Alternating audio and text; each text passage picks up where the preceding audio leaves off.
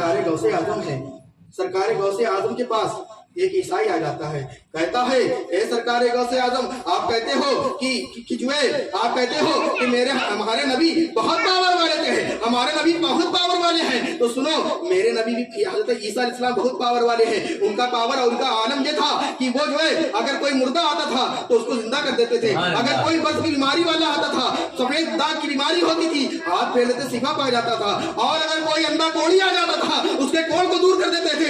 ये मेरे हजरत ईसा अलैहिस्सलाम का जलवा था, ये उनका मौजूदा था कि वो मुर्दों को जिंदा कर देते थे। अगर वो जो है हाथ से अपने हाथों से मिट्टी को लेकर के परिंदे बनाते थे, फूंक मारते थे, अल्लाह का नाम लेकर के तो परिंदा उड़ने लगता था। ये सरकार ईसा अलैहिस्सलाम की जो है मौजूदा बयान कर रहा था। वो कह रहा था कि मेरे ईसा अलैहिस्सलाम बेशक क्यों ना हो, तमाम नबी अजमत वाले हैं, तमाम नबी अजमत वाले हैं। ये अजमत कहां से मिली? सरकार दो अलैहि वसल्लम सबके फाइल मिली है। सुनो, अल्लाह तबारक तआला एक साथ फरमाता है, जब बंदा मेरा महबूब बन जाता है तो जिस हाथ से वो पकड़ता है मैं उसका हाथ बन जाता हूँ, जिस पैर से वो चलता है मैं उसका पैर बन जाता हूँ। तो सुनो, मैं आपके सामने बताना चाह रहा हूँ, ये कुर्बा और हासिल कहाँ से हुआ है, ये तमाम मामला कहाँ से हासिल हुए हैं? ये ऐसे हासिल हो गए हैं, ये अल्लाह वाले हैं। जब अल्लाह वाला इंसान बन जाता है, आज लोग ये कहते हैं कि मेरी दुआ कबूल नहीं हो रही है। जब तुम्हें हराम के खाओगे, दुआ कहाँ से कबूल होगी? जब माँ बाप की ना बराबरदारी करोगे, ना फरमानी करोगे, तो तुम जो है कहाँ से तुम्हारी दुआ कबूल होगी? एक शौहर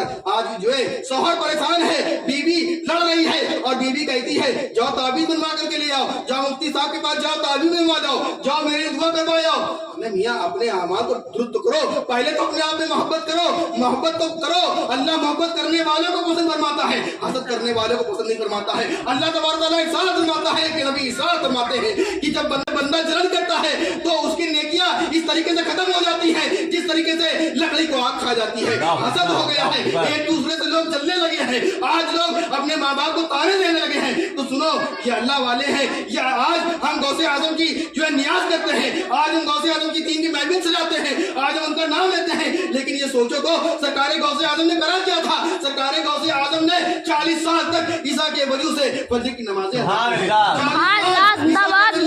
फजर की नमाजें अदा की है। कौन? सरकार गौसे आजम। हमें सरकार गौसे आजम रजी अल्लाह तआला ने 15 साल रात के ईसा के वक्त एक टांग पर खड़े होकर मुकम्मल कुरान पढ़ते थे।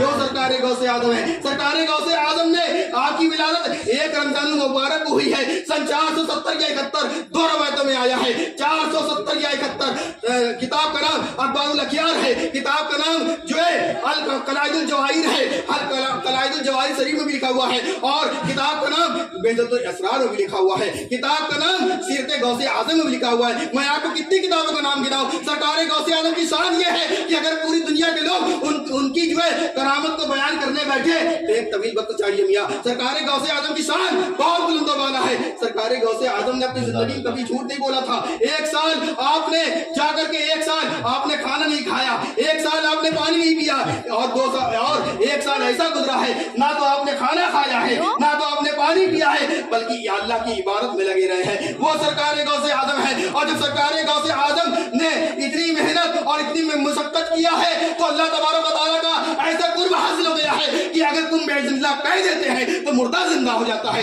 सरकार गौसे आजम के पास वो आया था, ईसाई कह रहा था, तो सरकार गौसे आजम ने कहा था तुम मेरे नबी की बात करते हो, ए ईसाई सुन ले, तुम मुझको ले चल, कौन से कब्रिस्तान ले चलता है, कौन सी कब्र के पास ले चलता है, चल मैं जिंदा करता हूँ मुर्दे को।